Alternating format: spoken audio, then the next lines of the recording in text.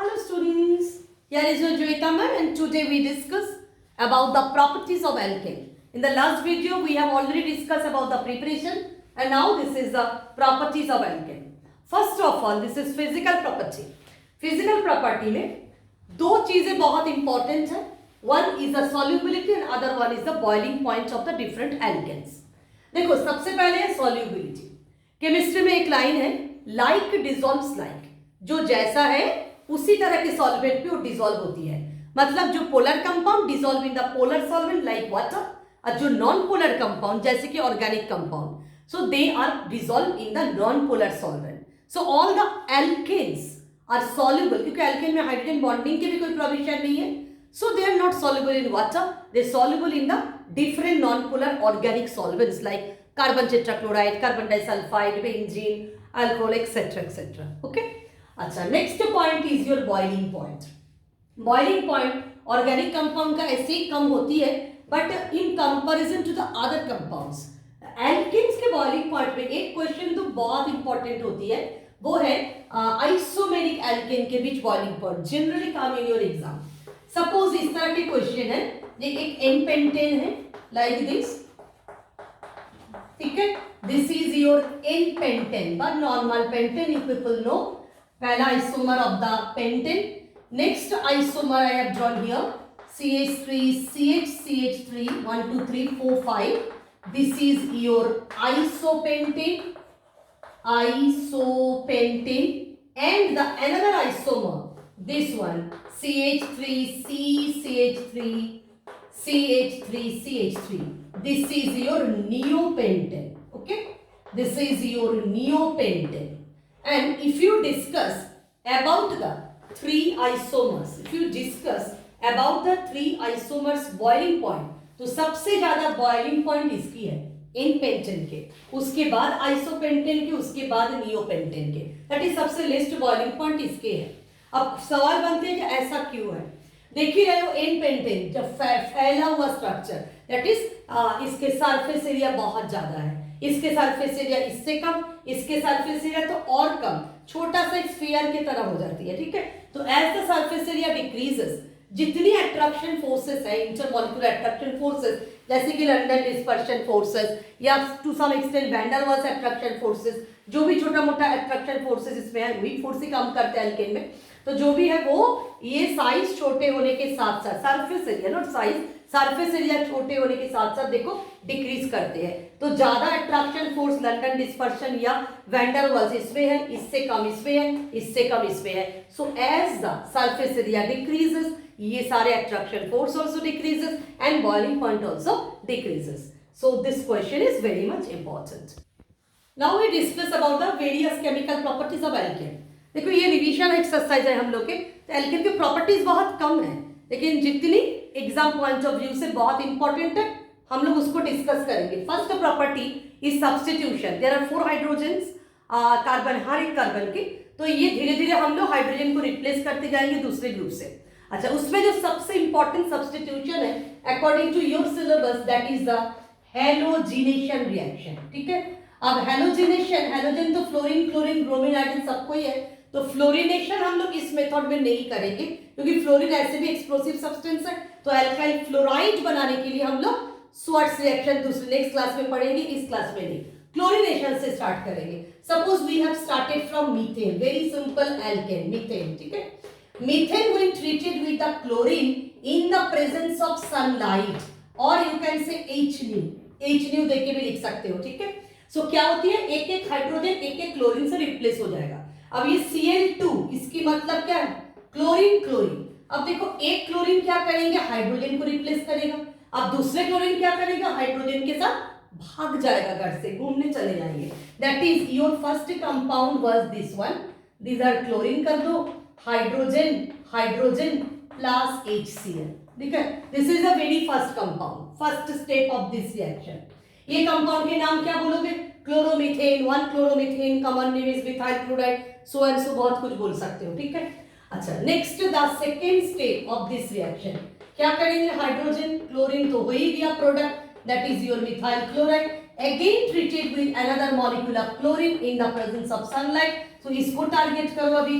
तो धीरे धीरे ऐसे करते करते ये सारे के सारे हाइड्रोजन ही तुम्हारी रिप्लेस हो जाएगी, ठीक है। तो this is the very fast compound, एक क्लोरीन रिप्लेस हुआ, मिथाइल क्लोराइड। इसके बाद देखो हमने दो क्लोरीन को रिप्लेस कर दी, दिस इज द डाइक्लोरोमीथेन। इसके बाद क्या करेंगे, इस हाइड्रोजन को भी रिप्लेस कर देंगे। तो मानो अगर थर्ड स्टेप तुम लिखना चाहते हो तो थर्ड स्टेप हम नहीं लिख रहे हो, केवल प्रोडक्ट लिख रही हूँ। देखो ClClCl, this is the ट्राइक्लोरोमीथेन।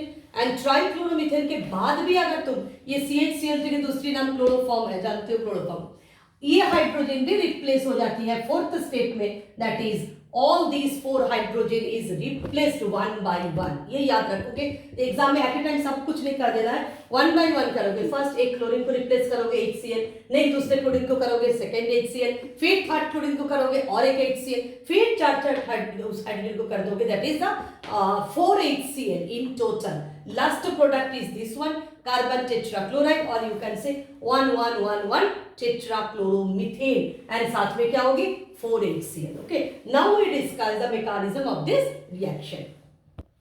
Now see, in the H nu के presence में, that is sunlight के presence में, homolytic bond cleavage will occur।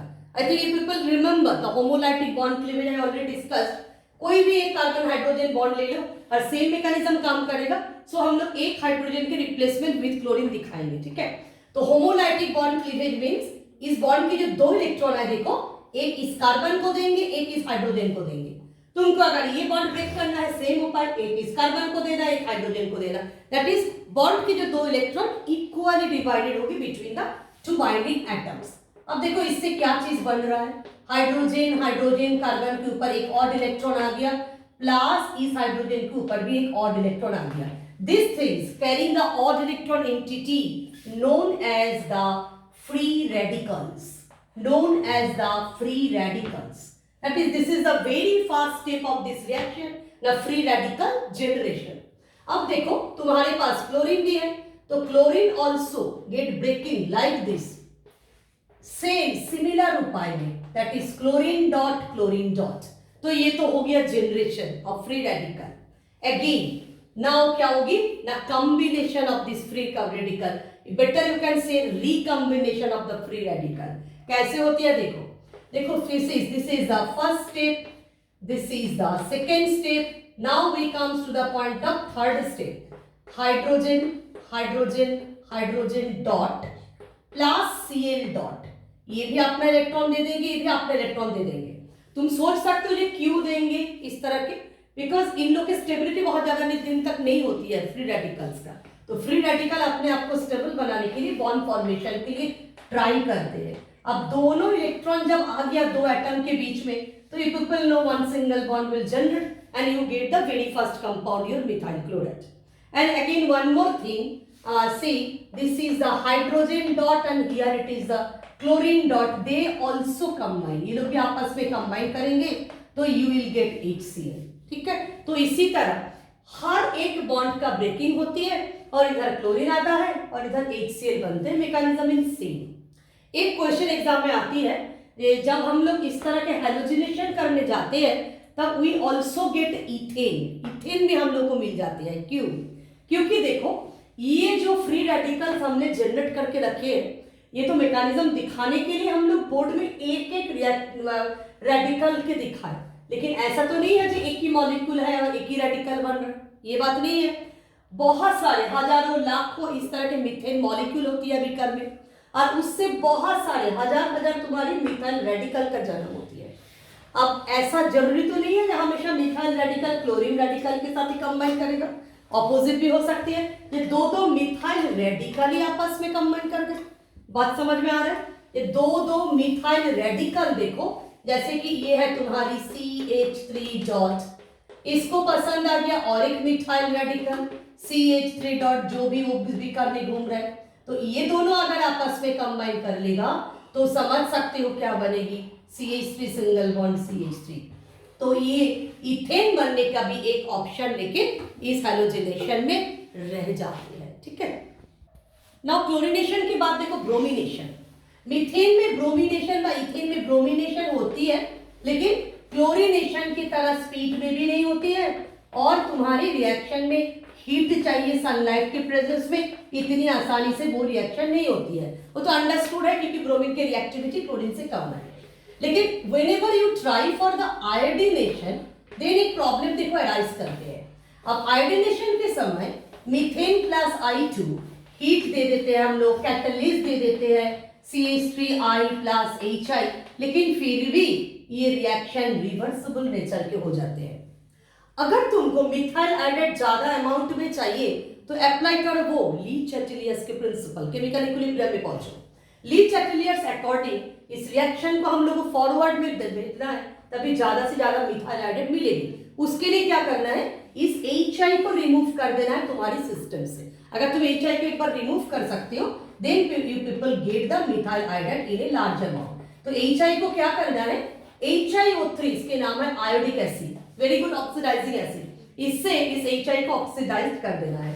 ये ऑक्सीडाइज कर दो इसको आयोडीन में, साथ में वाटर निकल जाएगी बैलेंस पर्पस। तो HI अगर सिस्टम से रिमूव हो जाती है तो that case you get the methyl iodide in the normal extent. Okay, now second reaction is a combustion. Combustion क्या होती है, किसी को भी जला दो पकड़ के, ठीक है ना, जैसे इंसान को भी हम लोग जलाते हैं तो उसमें भी ये हाइड्रोकार्बन ही है हम लोग के बॉडी में भी, तो डेथ के बाद भी यही रिएक्शन होती है, देखो कंबशन, ठीक है।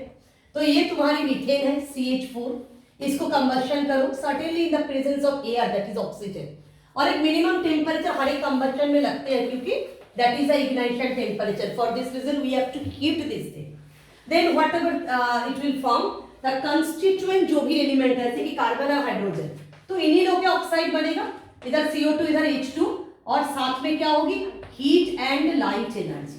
Certainly heat and light energy will evolve. अब बारी आते बैलेंस करने का, इजीली कैसे बैलेंस करोगे, there is only one carbon तो वन कार्बन डाइऑक्साइड, 4 हाइड्रोजन तो certainly 2 H2, 2 2 4। Now how many oxygen in the right side, 2 plus 2 4, so you people multiply this thing by 2. Now suppose I have taken here C2H6 ethane, again same principle you apply, that is CO2 plus H2, साथ में वही heat and light energy. Now there is 2 carbon atom, easy balance करने की procedure, this is 2 CO2, there is how many hydrogen, 6 hydrogen, easily balance करेंगे 3 H2O करके, ठीक है। अब देखो कितनी ऑक्सीजन है, 2 2 4, 4 plus 3 7 ऑक्सीजन, तो क्या करेंगे इसमें 7/2 कर देंगे बैलेंस करने के लिए। अब देखो इस तरह रखेंगे, देखने में अच्छा नहीं लगेगा, तो इसको हटाने के लिए ओवरऑल 2 से मल्टीप्लाई करेंगे। कैसे ना, 2 C2H6 प्लस 7/2 इंटू 2 तो कट जाएगी 7 O2, देन 2 2 जा 4 CO2 प्लस 2 3 जा 6 वाटर। अभी कोई भी हाइड्रोकार्बन तुम ले लो, same type of combustion reaction होगी। तुम बेंजीन भी ले लो, उसी तरह होगी। बेंजीन में दिख रहा है 15/2 आती है, फिर उसको बैलेंस करो, बैलेंस करने की प्रोसीड्यूर भी सेम है। तो that's all about the combustion. Next reaction is the isomerisation reaction. We already know the isomers, जैसे कि पेंटेन का isomer, isopentane, neopentane, like this. तो ये आइसोमर हम बनाएंगे कैसे, ठीक है। अच्छा, सपोज देखो we have started from hexane CH3 CH2 whole 4, या तुम फ्लैट कर करके भी लिख सकते हो CH2 CH2 CH2 करके, जो भी है। देखो there are 6 carbon atom present, 1 + 4 + 1 that is your normal n hexane, ठीक है। अब इसको अगर हम हीट करते हैं AlCl3 aluminium chloride HCl, this is the reagent only. Exam में क्वेश्चन कैसे दे देते हैं, n hexane AlCl3 HCl, what will be happened, complete the reaction, ठीक है। क्या होगी, ये रिएजेंट देख के तुमको समझ जाना है, this is the isomerisation reaction, ठीक है। तो इसका आइसोमर बनाओ नॉर्मल, कैसे बनाओगे ना, CH3 CH एक CH3 को लटकाओ, ठीक है। तो 1 2 3 हो गया तुम्हारी, 4 5 6 कार्बन, देख low carbon number 1 2 3 4 and 5, what is this, the 2-methyl pentane, this is 2-methyl pentane, one isomer.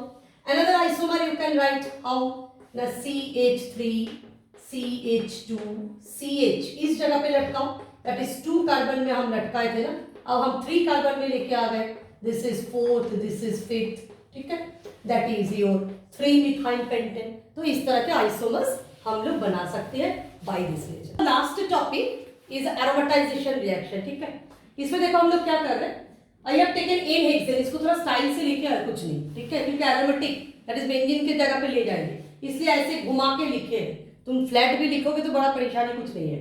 अच्छा देखो फॉर्मूला जानते ही हो, ये हेक्सेन का C6H14। Now hit this compound, reagent केवल तुमको याद रखना है, आइदर V2O5 दे सकते हैं एग्जाम में, या Cr2O3 दे सकते हैं एग्जाम में, क्रोमियम ट्राईऑक्साइड।